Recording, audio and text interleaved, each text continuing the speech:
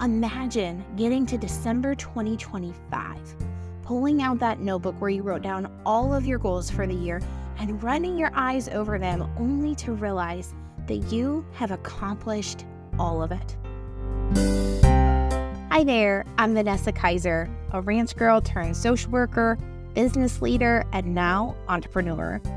I'm passionate about diving into organization, leadership, personal growth, and efficiency. Around here, we call it rhythmic living, that continuous cycle of assessing the season of life that we're in and creating habits, routines, and processes that serve us best. This show is for the busy, the dreamers, the tired, the go-getters, those who want to live fully, grow steadily, and feel inspired each day. Welcome to the Inspiring Heights podcast. I am no stranger to pages and pages of New Year's resolutions meant to change my life for the better. I've swung between jumping on the New Year, New Me train and the you will only succeed if you have 1 to 2 goals per year bus. But neither that train nor that bus ever got me to the destination I really wanted to go.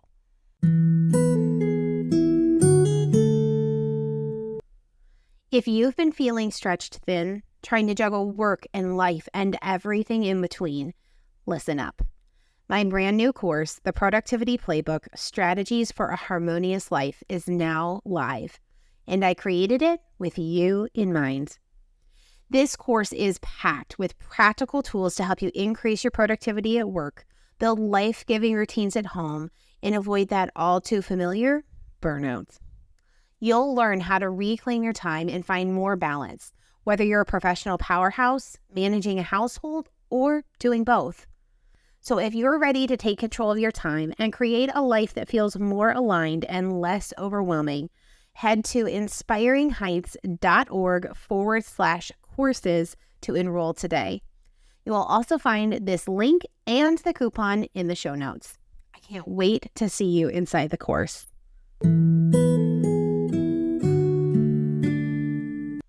During my years in leadership, both in the nonprofit social work sector and in the for-profit firm administration world, I got a front row seat to strategic planning. In fact, I didn't even have a seat because I was literally standing in the front of the room helping to facilitate it. And after years of doing strategic planning in that environment, I learned when it is done well, it can help to propel us to meet our most wildly audacious goals. We often think about strategic planning in business, but in our conversation today, we will focus our attention on personal year-end strat planning. If I were to take a poll, I would bet that most of us have set out to accomplish New Year's resolutions a time or two. We sit down with a blank piece of paper on December 31st, and we map out all kinds of crazy goals for the new year. Our excitement and motivation rises, and we feel like this is going to be our year, the year we actually achieve what we set out to. No more falling off that motivational bandwagon. But what we know is that statistically, about 80% of Americans abandon their goals by February 1st. 9% will achieve their goals in the year. So each year we talk about why this is. Our goals are too broad, or perhaps they're too narrow. We have too many or not enough. They aren't in the right format, or they're not detailed enough. And while I know that all of those things do have bearing on the success of our goals, I don't think that's actually the underlying reason for why they aren't working. I think the approach that we're taking when we're setting the New Year's resolutions is actually the culprit behind the miss. But what if we could flip the script on the failed New Year's resolutions? What if there was a way to approach our new year, new us goals from a life-giving and sustainable perspective? Imagine getting to December 2025, pulling out that notebook where you wrote down all of your goals for the year and running your eyes over them only to realize that you have accomplished all of it. It sounds amazing, doesn't it? And here's the best news. I think it's actually possible. I believe if we are equipped well, we can move from impressive but empty goals to real life wins. Enter in a personal strategic planning session. In the event that you've only heard about business strategic planning sessions, but you've never actually gotten to sit in on one, let me tell you a little about them. Strat planning sessions, if they are done well, take a look at the business from a holistic perspective. They are looking at things like financials, client growth and loss, staff retention, open positions, gaps in experience or expertise, the industry trends, and so forth. From there, they build on what they know has actually occurred within the past year in the company. Their goals may include things like growing the team in number and/or experience, increasing the margin of revenue, or focusing their attention on process enhancement and consistency. The key to a successful business strat plan is that it is, in fact, holistic. If executives get in a room and only focus on money, the strategic plan won't work. If their goals are only focused externally, they'll lose internally. An effective strategic plan has perspectives, views, goals, and focuses on all of the key components of the business, not just the bottom line. And if we can drop our walls for a moment and lean in, I wonder if we could agree that perhaps this is why our New Year's resolutions often fail. Because we get hyper-focused on multiple things without bringing them into alignment with the bigger picture of our lives. So what if we swapped out our New Year, New Us goals list for a personal strategic plan? Well, first, we would get intentional about doing an actual year-end look back.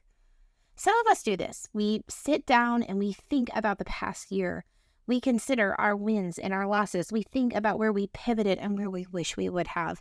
We bask in what we learned and how we grew, and we make amends with where we failed or misstepped.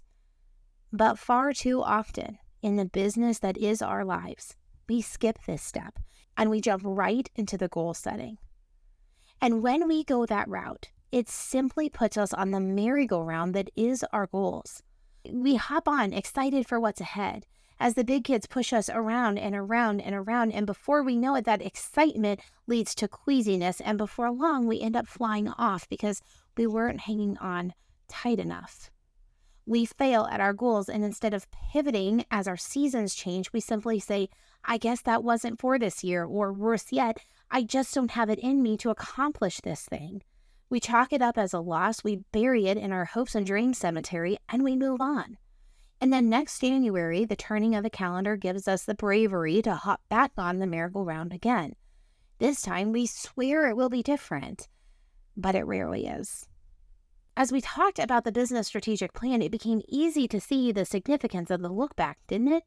Can you imagine if executives hopped in a room for a day-long strategic planning session, but didn't look at any numbers, any feedback, any industry trends, and made a plan for the upcoming year? It is so clear why that wouldn't work. They don't know where they're even aimed because they don't know where they are. It's like they're blindfolded but confident that they're shooting at their target when really their aim is going to cause massive destruction. And we're all shouting from the sidelines, take your blindfold off, because it's not like their hands are tied. They just have to reach up and untie it. Or in this case, spend a couple hours studying the outcome of the past year. What's interesting is we can see with a great deal of clarity the pitfall of moving full steam ahead without a year-end review for a business. But we often neglect it for ourselves. And I wonder why that is.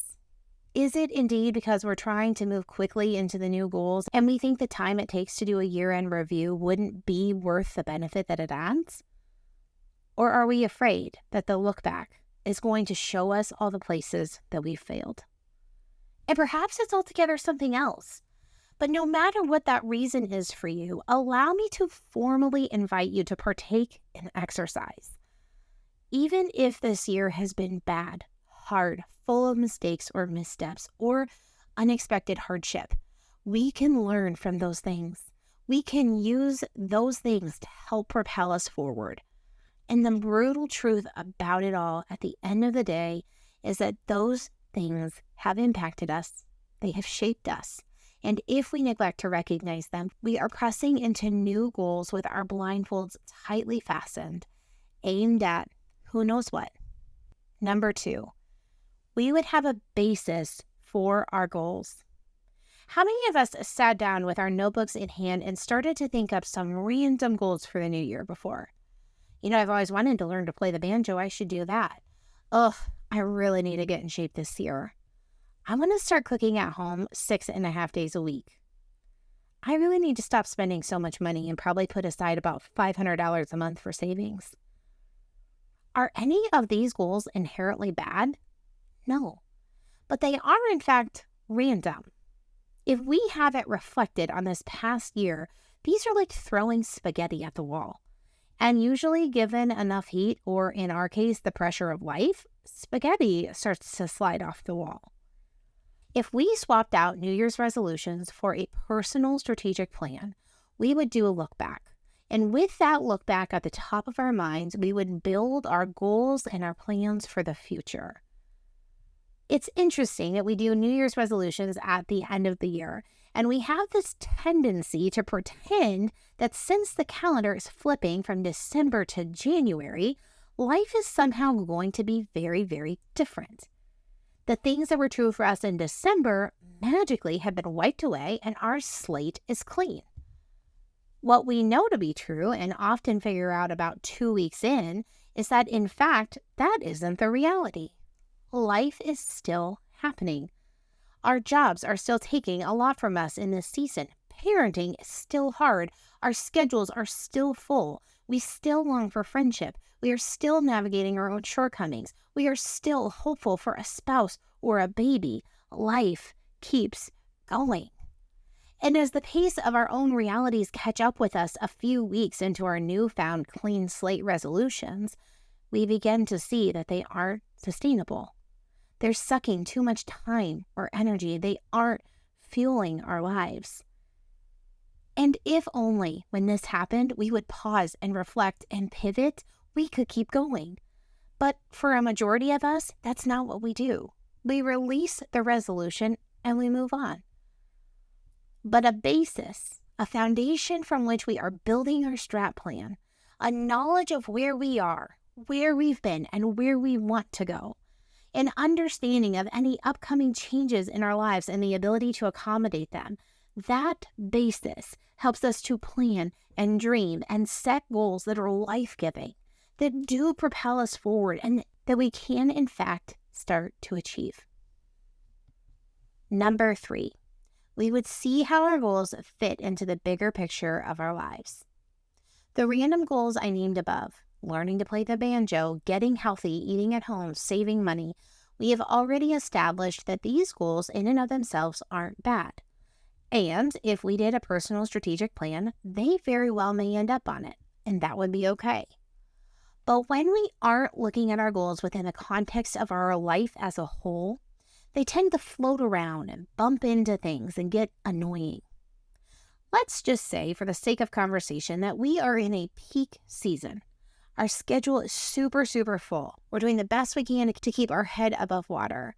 And this jam-packed schedule is due to a project that won't be wrapping up until March 1st. So from now until then, we are truly in survival mode. We're doing what has to be done. We're minimizing commitments, staying focused, and keeping our eye on the prize. After the March 1st deadline, we'll have a break for a couple of months, and then life will pick back up in full swing from May until August. This type of backbreaking schedule isn't typical for us, but it is the reality of the year that we're heading into. Now let's make this practical, taking our goal to eat at home more as an example. After a couple of weeks of stir-fry, chili, and homemade mac and cheese, we might start to wane on our motivation to keep cooking, especially if it's not something we enjoy. It's eating into our evening time, and frankly, it is a lot of work. But what if we understood how eating at home is tied into our lives? So we know this is the very full season, and we know that full seasons take a toll on our body because of stress, right? So by nourishing our bodies with nutrient-dense food at home, we have the fuel to take on the next few months from a posture of strength and health instead of sluggishness. We are trading an hour in the evening for cooking and cleaning up for days of energy and vibrance. In addition, we want to start saving money. We're spending too much money and we want to reel that in. By swapping our takeout for homemade dinner, we will quickly start to pocket our $500 a month savings budget. All of a sudden, we've tied this goal to our bigger picture life, the things we want and envision for our futures, the person we want to be, how we want to show up. And now, instead of floating around and knocking us upside the head, this goal is anchored. It matters, and we know why. This doesn't mean we won't grow weary in cooking, because we still might. But when we do, we have a deeper motivation than just, need to cook more meals at home. Okay, number 4, we would set more reasonable goals. Setting New Year's resolutions without looking at our lives, our seasons, and our calendars is like agreeing to go on a week-long work trip in the middle of our busiest season of the year without looking at our calendar first. The odds of it actually working are slim to none. And when we zoom in on just our January 1st selves and we set goals for the year ahead, that's exactly what we're doing. No wonder we start to feel like we're just setting ourselves up for failure year after year after year, because we are still doing this with a blindfold on. Let's pull the same scenario from above. We're in a packed season till March and we'll be at it again from May to August. Having done a year-end review and being clear that just because the calendar says it's a new fresh year doesn't automatically clear our schedules out, I know choosing to put learn to play the banjo as a primary goal for the year probably wouldn't be my best yes for the year. I know because I've zoomed out past my January 1st self and I've looked at the year ahead. I know that practicing 3 to 4 times a week and having a 1-hour lesson isn't going to work for me. It will suck my joy because it will feel like one more thing. And I know because I've gotten honest and I've taken time to look at my life, not just my January 1st self, that I do really want to learn to play the banjo. I want to enjoy it. I want to savor it. I don't want to hate it. So now I get to go into the new year understanding I'm not giving up this dream or goal forever. I'm simply going to place it in a year where I'm setting myself up to accomplish the goal instead of bury it. Our goals, in order to be achievable, have to align with our season. When they do, we're on the road to success.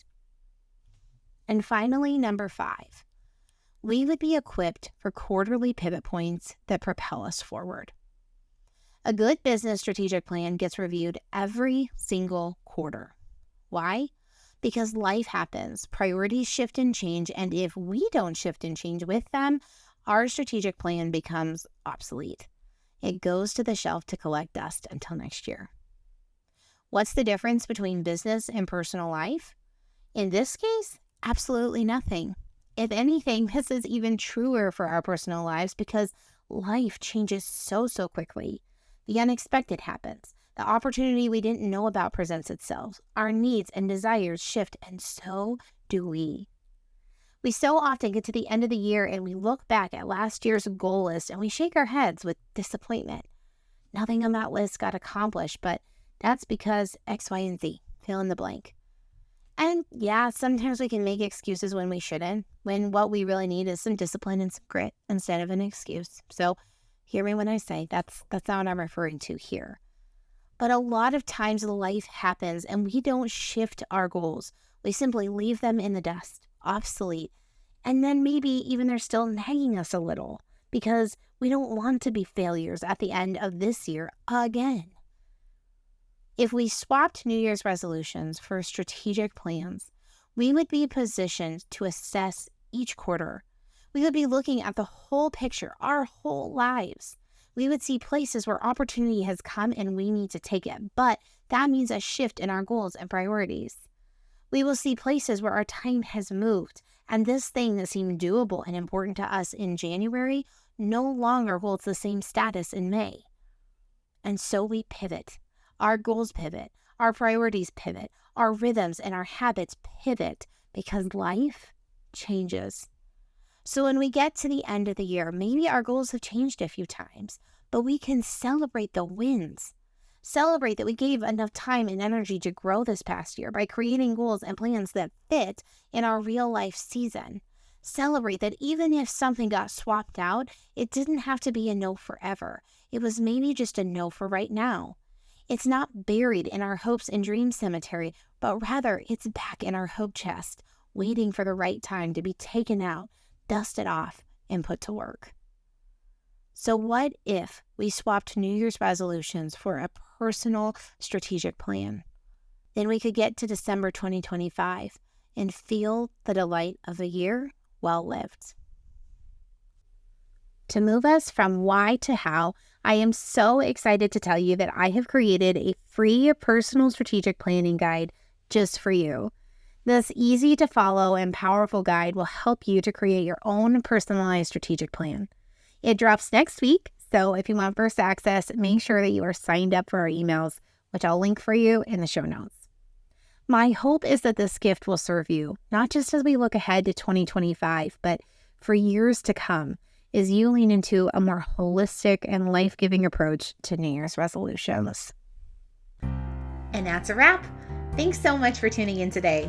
Do you have questions, comments, or insights on today's content? I would love to hear from you. You can DM me on Facebook or Instagram, or head over to our website, inspiringheights.org, and click on the Contact Us form. I will link all those locations here in the show notes. P.S. If you haven't already, I would love for you to leave a 5-star rating and a quick review of the podcast. This helps get our content in the hands of new listeners.